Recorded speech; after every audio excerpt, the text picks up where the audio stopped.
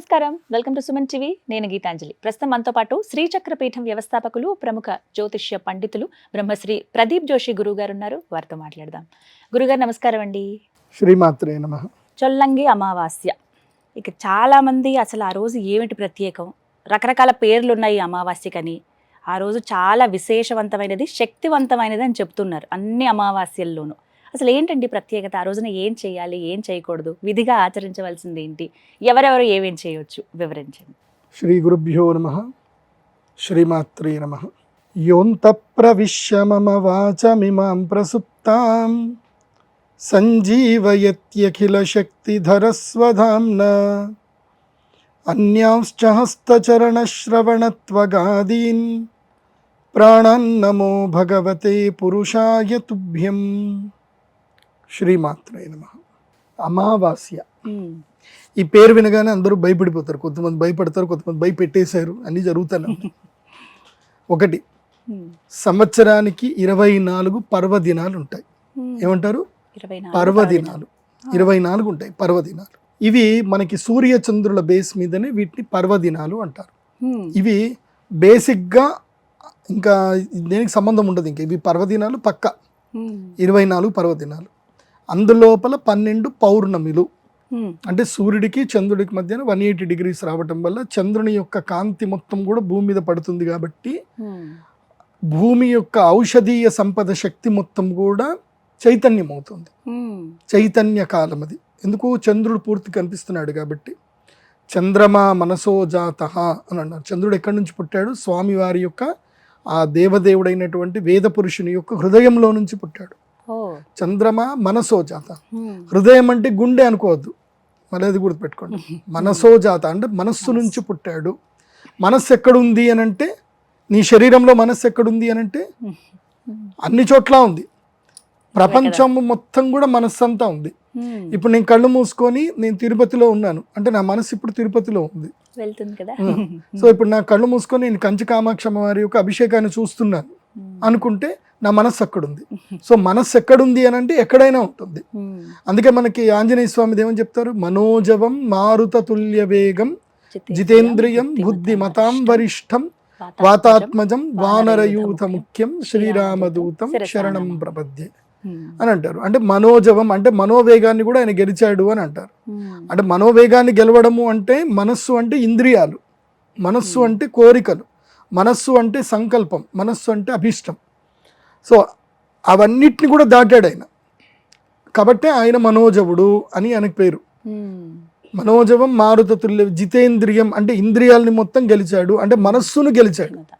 మనస్సును గెలిచి బుద్ధిమతాం వరిష్టం అంటే బుద్ధి ద్వారా అతను వరిష్ఠుడైనటువంటి శక్తి సంపన్నుల వారయ్యారు ఆంజనేయ స్వామి.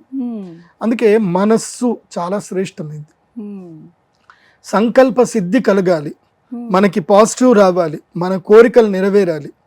పౌర్ణమి మనం చైతన్యవంతులం అవ్వాలి, అదృష్టవంతులం అవ్వాలి, యోగవంతులం అవ్వాలి, సంపద రావాలి. వీటన్నిటికీ పౌర్ణమి వ్రతం అని ఒకటి ఉంటుంది. ప్రతి పౌర్ణమి రాత్రి చంద్రబింబము లోపల లలితా సహస్రనామం చదువుకోవాలి. శ్రీచక్రం ముందు పెట్టుకోవాలి, అభిషేకం చేసుకోవాలి, పాలల్లో చంద్రుని చూస్తూ ప్రతి పౌర్ణమి లలితా సహస్రనామం చదవాలి. సింపుల్ రెమెడీ, ₹1 ఖర్చు లేదు. ఏ పంతుల్ని పిలవాల్సిన అవసరం లేదు, ఏం అవసరం లేదు. మీకు మీరుగా చక్కగా ధ్యానం చేసుకుంటే పౌర్ణమి.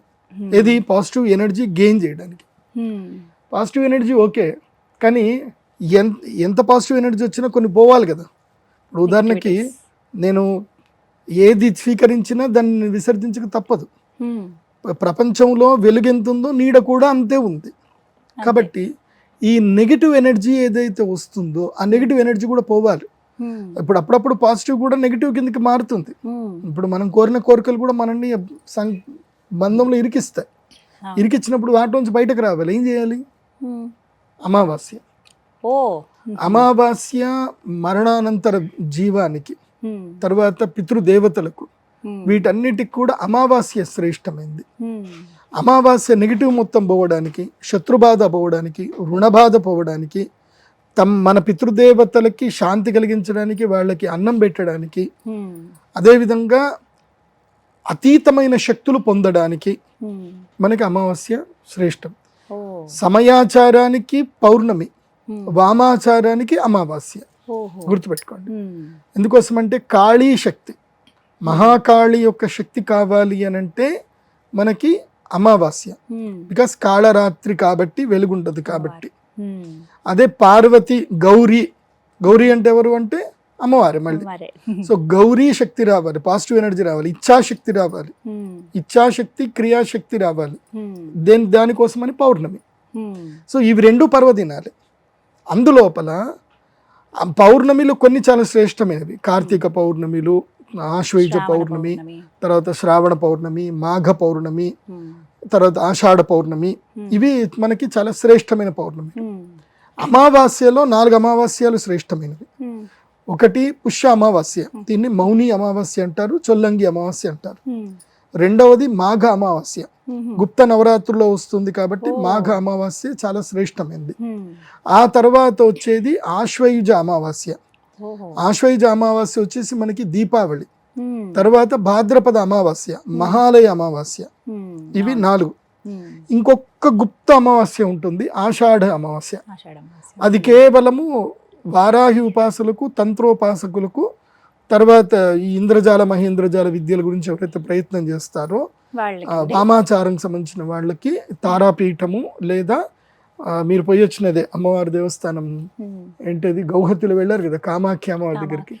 సో కామాఖ్య అమ్మవారు, ఆ శక్తి పీఠాలకి ఇది చాలా శ్రేష్టమైనది ఆషాఢ అమావాస్య. మీరు ఆషాఢ అమావాస్య మీరు కామాఖ్య పీఠం పోతే మీకు ప్లేస్ కూడా దొరకదు, అంత బిజీ ఉంటుంది. సో మోస్ట్ ఆఫ్ ద మహా పండితులు, కొంతమంది తంత్రోపాసకులు మీకు ఆషాఢ అమావాస్య వాళ్ళు దొరకరు, కనబడరు, వాళ్ళు మీకు అపాయింట్మెంట్ ఇవ్వరు. అట్లా ఈ అమావాస్యలన్నీ ముఖ్యమైనవి ఉంటాయి. ఇప్పుడు మీరు అడిగింది ఏంటి, చొల్లంగి అమావాస్య అన్నారు. నాకు తెలిసి మీరు చెప్పినట్టుగానే చొల్లంగి అమావాస్య అంటే ఏదో ఆ ఊర్లో మనకి ఇప్పుడు సముద్రంలో నది కలుస్తుంది. ఎందుకోసం అంటే ఇంక ఎండాకాలం స్టార్ట్ అయిపోతుంది కాబట్టి నీళ్లు సముద్రంలో కలవడం ఆగిపోతుంది. అందుకే ఇది లాస్ట్ డే అనుకొని ఆ చొల్లంగి అనే ఏదో ఊర్లో నీళ్లు కలుస్తాయని చొల్లంగి అమావాస్య అన్నారు, కానీ అది కాదు. సాంప్రదాయ రీత్యా సంస్కృతములో మనకి జ్యోతిష్ శాస్త్ర రీత్యా దీనికి ఉన్నటువంటి పేరు ఏంటంటే మౌని అమావాస్య. మౌనం అంటే ఏంటి, మౌనంగా ఉండడం, అంతర్ముఖులు అవ్వడము. ఈ అమావాస్య యొక్క ముఖ్య ఉద్దేశం ఏంటంటే అంతర్ముఖుడు అవ్వడానికి నువ్వు సాధన చేయవలసిన సమయం ఇది. ఈ అమావాస్య నుంచి శివరాత్రి వరకు అంతర్ముఖ సాధన, యోగ సాధన, హఠయోగ సాధన చేయడానికి ఇది చాలా ముఖ్యమైనటువంటి కాలం. ఈ 4 రోజులు శివ పూజ చేయడానికి అత్యంత శ్రేష్టమైన కాలం.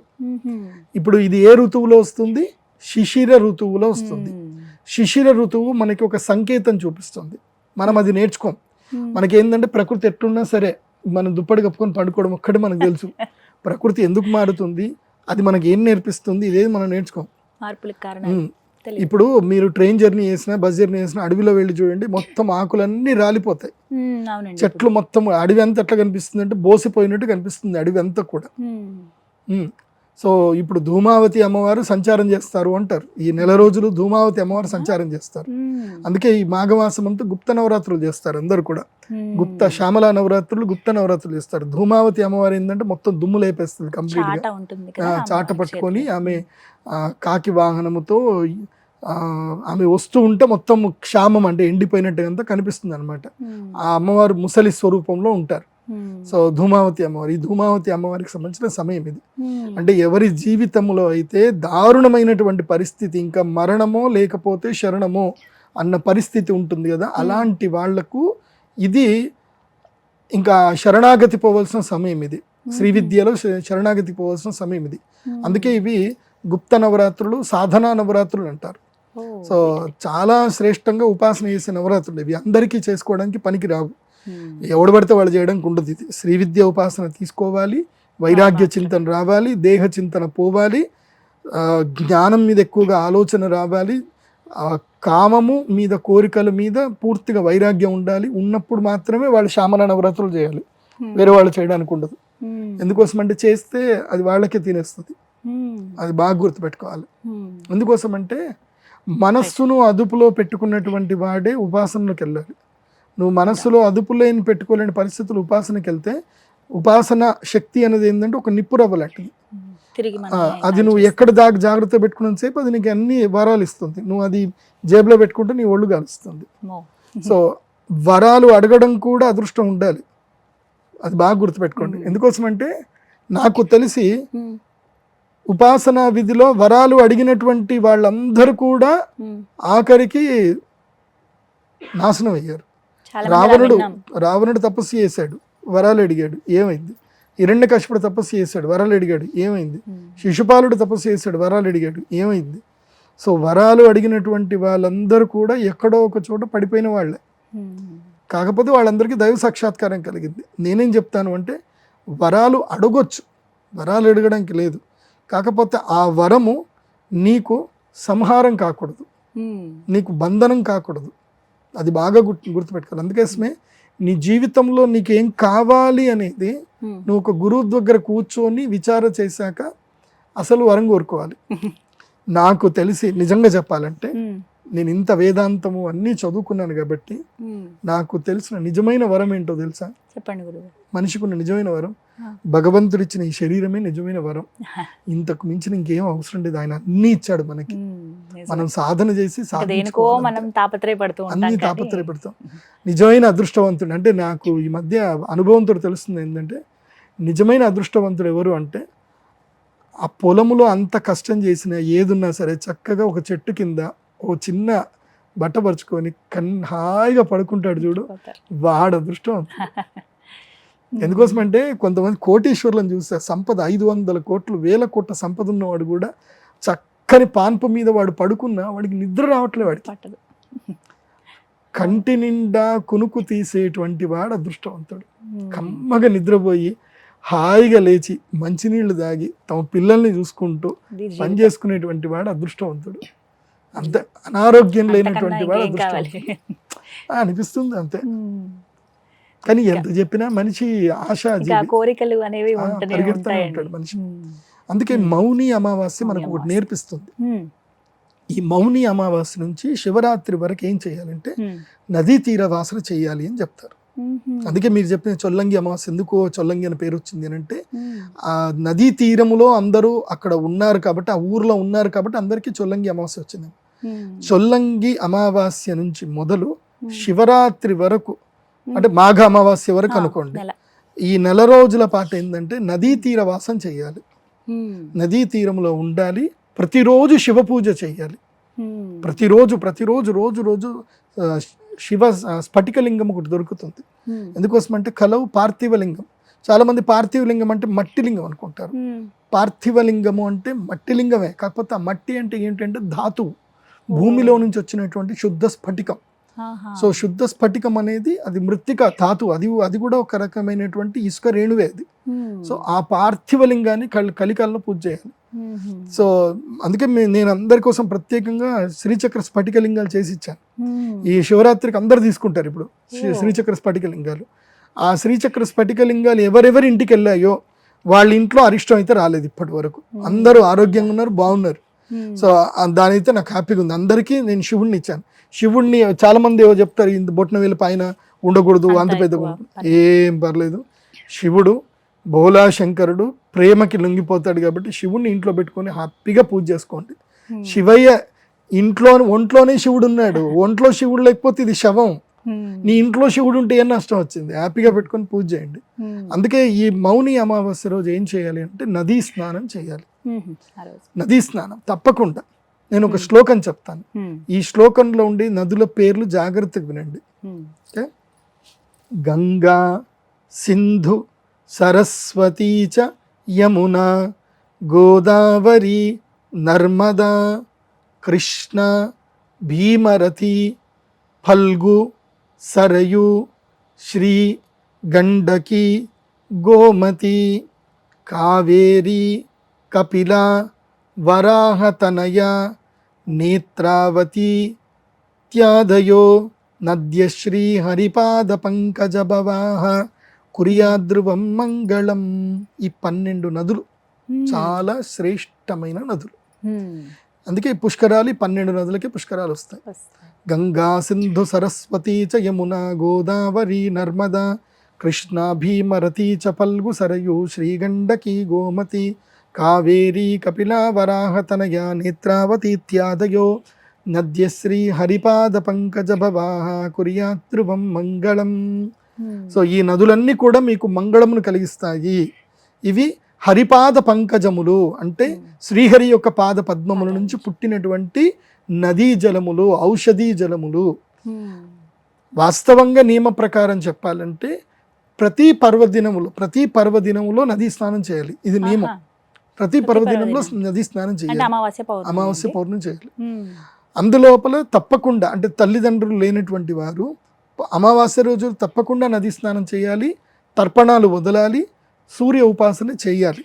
ముఖ్యంగా బ్రాహ్మణులు గాయత్రి సంధ్యావందన పరులు గాయత్రి ఉపాసన మౌని అమావాస్య రోజు తప్పకుండా తక్కువ 24,000 గాయత్రి అయినా సరే అనుష్ఠానం చేసుకోవాలి మౌని అమావాస్య రోజు. మౌని అమావాస్య యొక్క శ్రేష్టతనం ఏంటంటే ఈ ఒక్కరోజు నువ్వు అంతర్ముఖుడు అవ్వాలి, ప్రయాణం చేయాలి, నదీ స్నానం చేయాలి, ధ్యానం చేసుకోవాలి, మౌనంగా ఉండాలి, శివ ధ్యానంలో ఉండాలి, శివ పూజ చేసుకోవాలి. సో ఈ ఒక్కరోజు ఉన్నా చాలు, నెల రోజులు ఉండగలుగుతుంది, అది ఇంకా మంచిది. నెల రోజులు ఎందుకోసం అంటే ఈ సమయానికి ఏమవుతుందంటే ఎండలు ప్రారంభమవుతాయి, నదీ నీళ్లు తగ్గిపోతూ ఉంటాయి, మనకి చాలా మంచి సమయం ఇది. అండ్ ఈ మధ్య కొన్ని థియరీస్ ఉన్నాయి. ఎవరైతే చాలా దుఃఖపడతారో బాధపడతారో వాళ్ళని ఏం చేస్తారు అంటే చల్లటి ఐస్ నీళ్ళని కూర్చోబెడుతున్నారు ఈ మధ్య కాలంలో. థెరపీ, అది ఐస్ థెరపీ అని ఏదో చేస్తున్నారు. అదే థెరపీ, ఇదే మౌని అమావాస్యనే అదే థెరపీ. ఇప్పుడు చల్లటి చలిలో రోజు వెళ్ళి మీరు స్నానం చేయాలి, నదిలో మునిగి స్నానం చేయాలి. ఆ స్నానం చేసి ఒక అరగంట రోజులు స్నానం చేయడం వల్ల ఏంటంటే అది కైండ్ ఆఫ్ థెరపీ, అది వాటర్ థెరపీ. అది ఆ థెరపీ చేసుకోవడం వల్ల మీ నెగిటివ్ అంతా కూడా బయటకు వెళ్ళిపోతుంది. సాధారణంగా మీరు అమావాస్య అన్నప్పుడు ఈ నెగిటివ్ ఎనర్జీస్ని తట్టుకునే విధంగా కొన్ని పరిహారాలు చెప్తారు కదా గురుగారు. ప్రత్యేకించి ఇళ్లల్లో ఉన్నవాళ్ళు ఈ మౌని అమావాస్య రోజున ఏం చేయాలంటారు? ఏమన్నా పరిహారాలు ఉన్నాయా? ఇళ్లల్లో ఉన్నవాళ్ళు అంటే ఒక్కటే, అంటే బయటికి వెళ్ళలేని స్థితిలో ఉన్నవాళ్ళు బయటకు వెళ్ళాలి. రూల్ అది ఖచ్చితంగా చేయాల్సిందే, రూల్ అది అంతే. ఎందుకోసం అంటే ఈ మధ్య అంటే నేను చూసింది ఏంటంటే ఈ సనాతన ధర్మంలో కొంతమంది పర్వాలేదు అలా కాకపోతే ఇలా అని వెసులుబాటు ఇవ్వడం వల్ల ధర్మం మీద పట్టు కోల్పోతున్నారు అందరూ. అసలు పోతుంది, కొసరు ఎక్కువైపోతుంది. ఇక్కడ ఎక్స్క్యూజ్లు వద్దు, ఇంట్లో ఉండకూడదు. ఈ మౌని అమావాస్య అంటేనే గడప దాటాలి. నది అందుబాటులో లేని వాళ్ళు వెళ్ళాలి. నది ఎందుకు అందుబాటులో అంతే, వెళ్ళాల్సిందే. ఇల్లు దాటి వెళ్ళాలి, నదీ స్నానం చేయాలి. నది ఎందుకోసం అని అంటే నదము అంటే అది పూర్తిగా మనకి ప్రవహిస్తూ ఉంటుంది. ఇప్పుడు నెగిటివ్ ఉంది నీ లోపల, ఆ నెగిటివ్ మొత్తం పోవాలి అని అంటే దానికి ఒక శక్తి కావాలి. ఆ శక్తి ఏమిటంటే నదే. హరిపాద పంకజ భవములు దుష్టహరములు పాపహరములు అని చెప్పారు. సో ఆ పాపం పోవాలి అని అంటే నువ్వు ఆడిపోవాలి. బకెట్లో నీళ్ళు పోసుకొని చేస్తే ఏమొస్తుంది? నీకు ఉన్నది ఇంతకాలం నెగిటివ్, బకెట్ నీళ్ళతో ఏం పోతుంది? ఏం పోదు. బకెట్ నీళ్ళతో సబ్బుతో స్నానం చేస్తే దుర్గంధం పోతుందేమో, పాపకర్మ పంకిలం పోదు. అది నెగిటివిటీ ఉంటుంది, అది పోదు. మీరు సింపుల్ చూడండి, మీరు ఇంట్లో స్నానం చేసిన దానికి నదిలో వెళ్ళి మునుకలు వేసిన దానికి డిఫరెంట్ చాలా ఉంటుంది, చాలా ఉంటుంది. కాబట్టి నదీ స్నానమే చేయాలి. మళ్ళీ చెరువులు, కుంటలు, బర్రెలు, గోదలు స్నానం చేయడానికి మంచి పని చేస్తాయి. చెరువులు, కుంటలు మనకు పని చేయి, అవి వెళ్ళాల్సిందే. నది అంటే ప్రవహిస్తూ ఉండాలి, ప్రాణశక్తి ఉండాలి దాని లోపల. ఆ రోజంతా ఎప్పుడైనా పర్వాలేదు, ఎప్పుడైనా స్నానం చేయొచ్చు. పూర్తిగా అమావాస్య ఉందండి, పూర్తిగా అమావాస్య సాయంత్రం 6:30 వరకు ఉంది. 6:30 లోపల చేసుకుంటే మంచిది. ఎట్లా సూర్యాస్తం తర్వాత నదీ స్నానం పనికిరాదు. కేవలం అది గ్రహణం సమయం, చంద్రగ్రహణం అప్పుడు మాత్రమే పనికి వస్తుంది తప్ప మిగతా సమయంలో పనికి రాదు. అయితే ఖచ్చితంగా ఈ మౌని అమావాస్యకి అందరూ మన తెలుగు వాళ్ళ అదృష్టం. ఎక్కడైనా 50 కిలోమీటర్లు ట్రావెల్ చేస్తే గంగా, కృష్ణా నది కానీ, తుంగభద్ర నది కానీ, గోదావరి నది కానీ, ఈ 3 నదులు మనకు దొరుకుతాయి. తెలుగు వాళ్ళ అదృష్టం మనకి ఎక్కడైనా దొరుకుతాయి. ఇప్పుడు హైదరాబాద్లో ఉన్న వాళ్ళు కొంచెం అటుపోతే కృష్ణా నది దొరుకుతుంది, ఇంకొంచెం ఇటు బాసర్కి వస్తే గోదావరి నది దొరికింది. ఇంకేముంది? ఇంకా కర్నూలు వైపు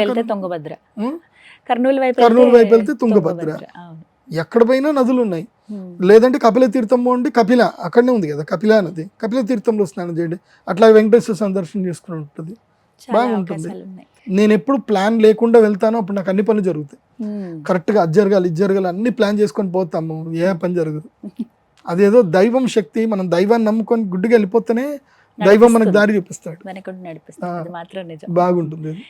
మొత్తంగా చొల్లంగి అమావాస్య అంటున్నాయి. ఈ మౌని అమావాస్యకి నదీ స్నానం అనేది ముఖ్యంగా అందరూ చేయాలి. నదీ స్నానము, శివ పూజ, రుద్రాభిషేకం చెయ్యాలి, విష్ణు పూజ చేయాలి. మీరు ఏ శక్తిలో ఉంటే ఆ శక్తి ఉపాసన చేయండి. ముఖ్యంగా దేవాలయాలు కడగడము, క్లీన్ చేయడము, అలాంటి సేవ కూడా చేయాలి. చేస్తే మంచిది. ముఖ్యంగా అన్నదానం కూడా చేయాలి. మౌని అమావాస్య రోజు ఎంతమందికి అన్నదానం చేస్తే మీకు అంత పుణ్యం. అండ్ విద్యాదానం చేయాలి, అంత పుణ్యం. స్త్రీలు ఈ ఒక్క మౌని అమావాస్య రోజు మౌనంగా ఉంటే వాళ్ళకి లక్ష్మీ అనుగ్రహం కలుగుతుంది. స్త్రీలకి అసలు ఇంకా మాట్లాడద్దు, ఏమీ ఆలోచించద్దు, అట్లాగని పడుకోవద్దు. ధ్యానంలో ఉండాలి, శివ ధ్యానంలో ఉండాలి అంతే. మళ్ళీ చీటీలు రాసి అది తీసుకురా, ఇది తీసుకురా, ఇవన్నీ ఏం చెప్పొద్దు. అండ్ మళ్ళీ ఇషారాలు చేయొద్దు. ఆ రోజు మౌని అమావాస్య అంటే మౌనంగా ఉండి శివునికి సంకేతంగా చేయాలి. ఈ మౌని అమావాస్య ఎవరైతే ఇలా ఉపాసన చేస్తారో వాళ్ళకి అద్భుతంగా ఉంటుంది. అనుగ్రహించేది ఏమిటి అని అంటే నెగిటివ్ మొత్తం పోతుంది. అది పోవాలి, వదిలించుకోవాలి కదా. వచ్చేది ఎట్లాగూ మనకి మాఘ పౌర్ణమి బాగానే ఉంటుంది. మాఘ పౌర్ణమి అదృష్టం. ప్రతి పౌర్ణమి మనకి ఎనర్జీ ఇస్తుంది.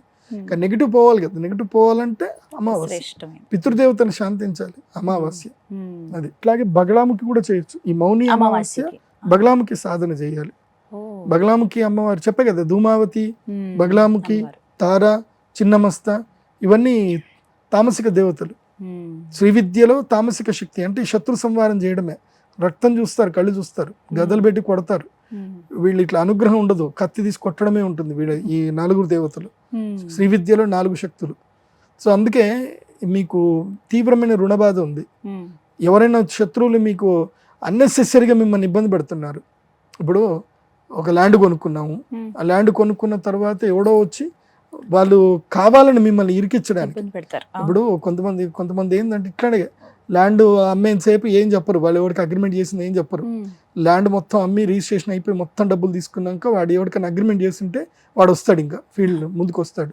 సార్ ఆల్రెడీ నాకు అగ్రిమెంట్ చేశారు, మీకు అమ్మాడు, ఇది చెల్లదు, నేను కేసు వేస్తానంటాడు. లేదు అంటే నాకు సెటిల్మెంట్, నాకు ఏమైనా డబ్బులు ఇచ్చేసేయండి అని అంటాడు. వీడు కొన్నదే ఎక్కువ, మళ్ళీ దాని మీద ఎక్కువ డబ్బులు ఇవ్వాలి. ఇలాంటివన్నీ ఉంటాయి. అట్లాంటి వాళ్ళకి మంచి కేసు కొట్టాలంటే మాత్రం బగళాముఖి అమ్మవారే. మీరు కోర్టుకు వెళ్తే 10 ఏళ్ళు పడుతుంది. అదే బగళాముఖి దగ్గరికి వెళ్ళండి, 100 రోజుల్లో రిజల్ట్ చూపిస్తుంది అమ్మవారు. ఇంకేముండదు, కక్కుడు బయలే, పూర్తిగా లూజ్ మోషన్స్ అయిపోయి బాడీ ఇట్లా అయిపోతారు, మొత్తం డీలబడిపోతారు. ఇంకా తప్పు ఉంటే మాత్రం అమ్మవారు పట్టుకొని పిండేస్తుంది.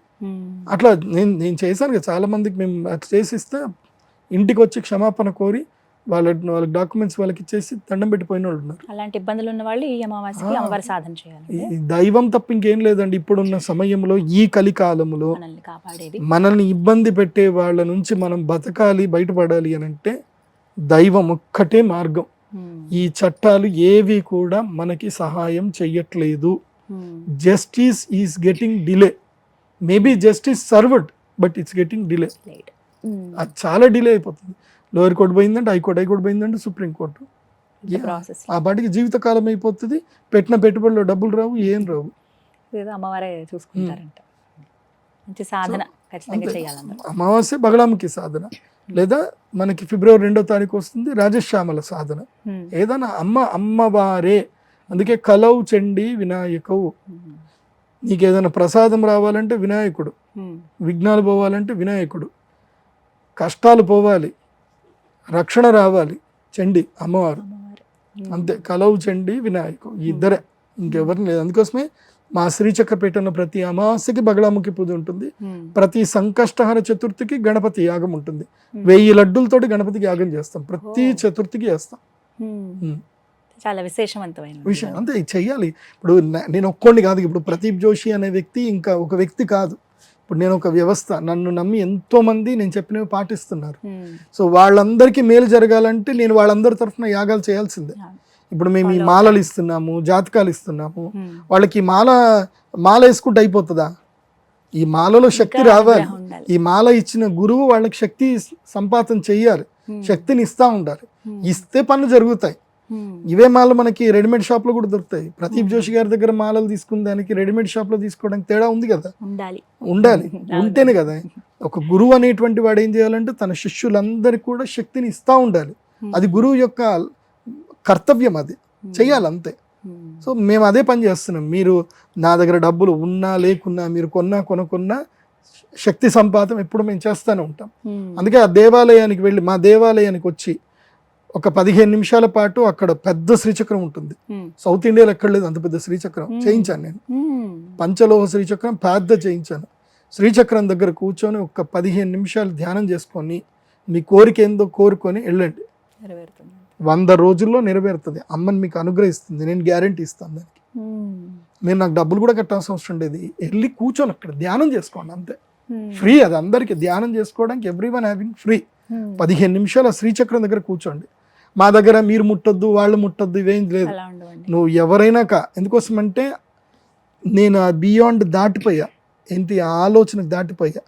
నువ్వు నీ కులము నీ గోత్రము ఇవన్నీ నాకు అనవసరం. నువ్వు నడుస్తున్నావు అంటే నీ లోపల శక్తి ఉంది. అందుకే దేవి సప్తశతిలో చెప్తారు, యాదేవి సర్వభూతేషు శక్తి రూపేణ సంస్థిత నమస్తస్యై నమస్తస్యై నమస్తస్యై నమో నమః. నేను అందరినీ శక్తి స్వరూపులుగానే చూస్తాను.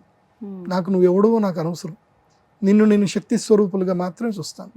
నీలో అమ్మ ఉంది కాబట్టి నువ్వు నడుస్తున్నావు. నీలో అమ్మ లేదు, వెళ్ళిపోతావు, నువ్వు కింద పడిపోతావు. ఆ భావనతో నువ్వు అక్కడికి రా, కాళ్ళు చేతులు కడుక్కో, శుచి శుభ్రతగా రా, అక్కడ కూర్చో, శ్రీచక్రం పక్కనే కూర్చో, ధ్యానం చేసుకో. నీకు ఎవడు కూడా ఇక్కడ రావద్దు, ముట్టొద్దు, చెయ్యొద్దు అని చెప్పాం. మా టెంపుల్ ఎన్విరాన్మెంట్ని ఇబ్బంది పెట్టనంతసేపు యు ఆర్ వెల్కమ్. ఇబ్బంది పెడితే తన్ని బయటకు పంపించేస్తాం. కామ్గా రండి, సైలెంట్గా కూర్చోండి, ధ్యానం చేసుకోండి, వెళ్ళిపోండి. నిజామాబాద్లో క్షేత్రం, మంచి క్షేత్రం, దివ్య క్షేత్రం. అక్కడ శక్తి సంపాదన రెగ్యులర్ చేస్తాం. యంత్రానికి శక్తి ఎప్పుడు సంపాదన చేస్తూ ఉండాలి. శక్తి సంపాతము చేస్తేనే, నిక్షిప్తం చేస్తేనే ఆ శక్తి అందరికీ ప్రసాదిస్తుంది. యజ్ఞ యాగాదులు లేకుండా శక్తి రాదు. అందుకే మనకేం చెప్తారు లలితా సహస్రనామంలో? చెప్పండి, ఫస్ట్ శ్లోకం చెప్పండి. శ్రీమాత శ్రీ మహారాజ్ఞి శ్రీమత్ సింహాసనేశ్వరి చిత్ అగ్నికుండ సంభూత దేవకార్య సముద్యత. ఏమన్నారు? చిత్ అగ్నికుండ సంభూత దేవకార్య సముద్యత. కార్య సముద్యత అంటే కార్యములన్నిటి కూడా నెరవేరుస్తుంది.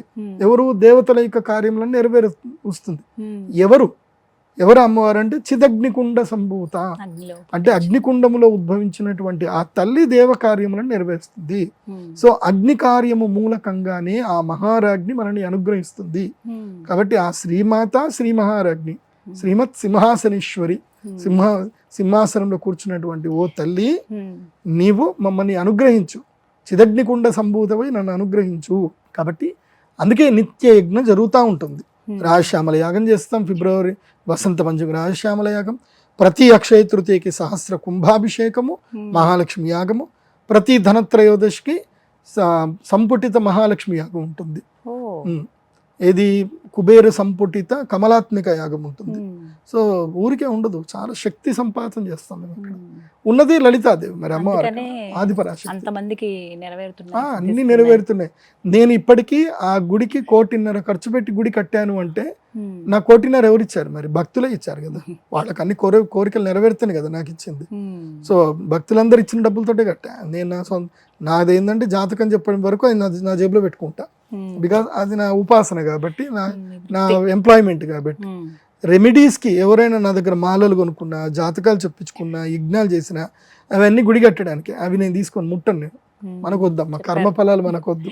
చెప్పారు మనకి జ్యోతిష్యం చెప్పుకున్న చాలు, అక్కడి వరకు ఫీజు తీసుకుంటాం, కమ్మగా తిని పడుకుంటాం. లేకపోతే కర్మఫలం చాలా గట్టిగా పట్టుకుంటుంది. అందుకోసం అంటే మీరు ఎంతో కష్టపడి సంపాదించిన డబ్బు అది మీ కర్మఫల రూపంలో ఉంటుంది.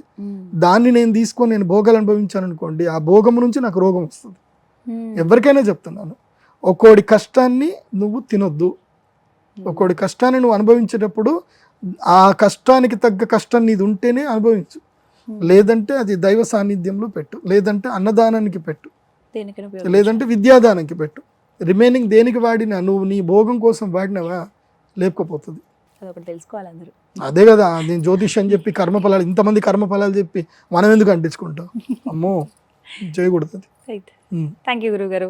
నమస్కారం. శ్రీమాన్.